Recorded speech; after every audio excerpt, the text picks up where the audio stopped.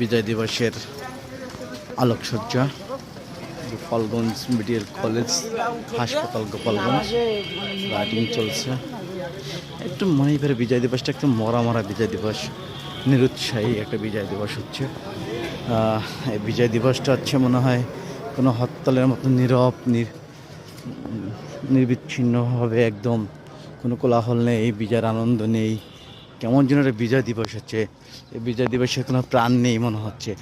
এমন সুন্দর একটা মুহূর্তে পরন্ত বিকেল বেলায় 16ই ডিসেম্বরে আমরা আছি এখন হচ্ছে গোপালগঞ্জ মেডিকেল কলেজ হাসপাতাল গোপালগঞ্জে মাঠের মানে সত্য একদম।